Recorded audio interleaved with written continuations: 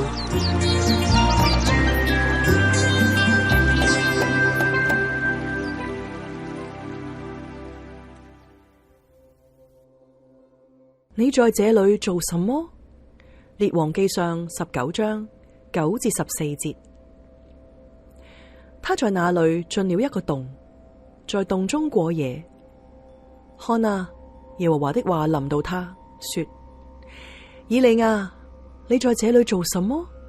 他說：我為耶和華萬軍之神大發熱心，因為以色列人背棄了你的約，毀壞了你的壇，用刀殺了你的先知，只剩下我一人，他們還要追殺我。耶和華說：你出來站在山上，在耶和華面前。看啊，耶和華從那裏經過，在耶和華面前有烈風大作，山崩石裂。耶和華卻不在風中，風後有地震，耶和華也不在其中。地震後有火，耶和華也不在火中。火以後有輕微細小的聲音。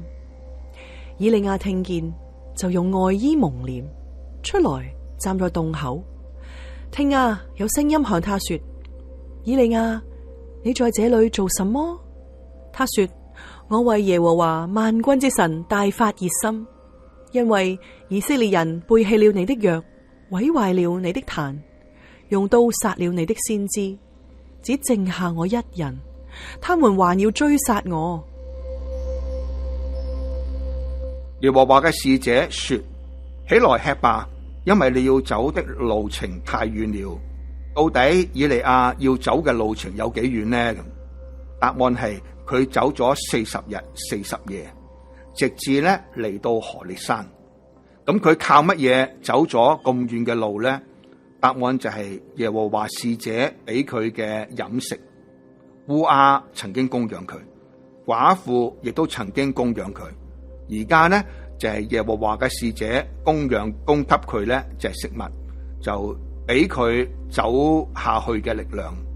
其實一直都係耶和華喺度供給佢，但係喺呢個灰心沮喪嘅先知喺佢逃命嘅孤單旅程上邊，以利亞似乎察覺唔到自己並不孤單，但係佢亦都冇認定神與佢同在嘅寶貴。佢到咗何烈山，就入咗一個窿，喺個窿裏邊咧就過咗一晚。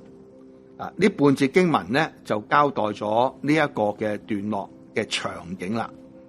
以利亞喺個洞裏邊咧嘅一幕，就讓我哋諗起俄巴底亦都曾經將耶和華100個先知就藏喺洞裏邊，就藉此咧逃避耶洗別嘅追殺，並且將呢件事咧係話咗俾以利亞知嘅。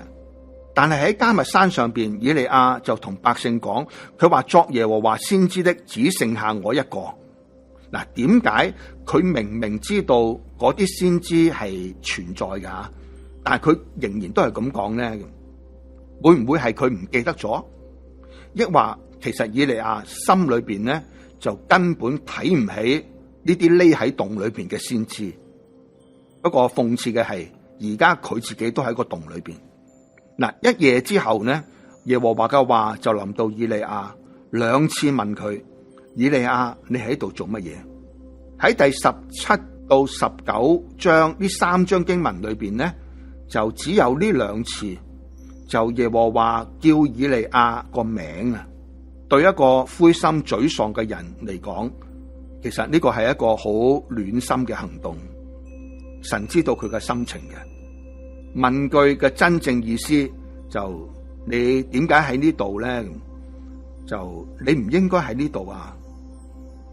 對於耶和華兩次一樣嘅問題，以利亞咧亦都兩次一樣嘅回答。喺第17到19章呢3章經文裏邊，喺以利亞多次嘅祈禱當中咧，就只有呢兩次，以利亞係冇叫上帝嘅名嘅。佢回答嘅內容咧，就將佢自己對耶和華嘅熱心，就同以色列人嘅惡就做咗一個嘅比較啊！以色列人嘅惡咧就係背棄咗你嘅約，毀壞咗你嘅壇，用刀殺咗你嘅先知。嗱，帶出嚟嘅意思就係咧，佢唔應該有咁樣嘅對待嘅，就他們咧就還尋索我的性命，要拿走他。嗱，以利亞嘅話咧，其實高度咧集中喺佢自己身上。佢話只剩下我一人。嗱，呢句說話裏邊咧，我咧係一個獨立嘅代名詞嚟嘅，有強調嘅作用。再加上咧獨自就我哋明白咧，以利亞咧佢只係睇到自己啊。佢再一次咧就漠視其他先知存在嘅事實。就另一個要點，大家要留心咧，就係上文作者就話俾我哋知，其實要殺佢嗰個係邊個啊？係耶洗別。但而家咧，以利亞就話尋索佢性命嘅係以色列人。佢將一個咧不利嘅訊息咧，大大咁樣去放大。嗱，呢個亦都係咧好多時候情緒低落嘅人咧常見嘅一個嘅情況嚟嘅。耶和華嘅吩咐咧就係佢話你出來站在山上，在耶和華面前。嗱，在山上咧係地理上邊嘅位置，冇乜嘢特別。重要咧就係在耶和華面前。嗱，呢個係以利亞喺上文咧佢兩次提過嘅。佢兩次話咧就係耶和華係邊個咧？就係我企喺佢面前嘅嗰一位啊嘛。嗱，而家咧神吩咐以利亞企喺佢面前，其實就係重申以利亞僕人嘅身份，亦都重申咧神係佢個主人嘅身份，呢個關係冇改變。咁樣以利亞係喺邊一節經文先至回應上帝嘅吩咐，從洞裏邊出來咧？咁嗱，答案咧係第13節啊。喺耶和華嘅吩咐，即係11節嘅上半節，同埋以利亞遵命就係13節，中間係咩咧？就係耶和華經過啊。佢話喺耶和華面前咧就發生啲咩事啊？就係有足以崩山碎石嘅烈風，有地震，有火，接連出現嘅每一項咧都顯出神嘅大能。嗱，喺呢一種咧既強大又可怕嘅力量底下，其實以利亞要從洞裏邊出嚟都係不可能嘅。嗱，直至到咧就烈風、地震、火呢啲震撼性嘅力量消失，咁以利亞聽到微小嘅聲音咧，佢先至用外衣蒙着面，就從洞中咧出來，站在洞口。嗱，呢個蒙面嘅舉動咧，反映住剛剛嘅一幕，實實在在叫以利亞驚。耶和華再問以利亞：你喺度做咩？嗱，以利亞咧亦都照先前嘅說話回答，不過讀者大概都會意會到啦。就以利亞嘅回答咧，雖然同之前嘅係完全一樣，但係經歷過烈風、地震同埋火咁震撼嘅一幕嘅人咧，不可能不意識到自己嘅渺小同埋耶和華嘅偉大。嗱，以利亞降服啦，現在就耶和華就可以再次吩咐呢一位站喺佢面前嘅僕人啦。弟兄姊妹，人總有軟弱嘅時候，強如以利亞呢，亦都有沮喪求死嘅一刻。耶和華要先知知道嘅係，佢仍然係神嘅僕人，耶和華仍然係佢嘅主人，呢個關係冇變。上帝提振先知嘅方法唔係責備，而係呼叫佢嘅名字，亦都讓佢呢親身經歷神嘅大能。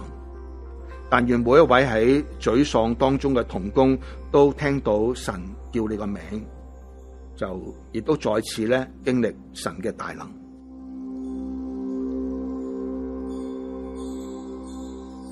以道自見，釋經靈修，係由建道神學院推出，作者梁國權，播音葉清、梁國權。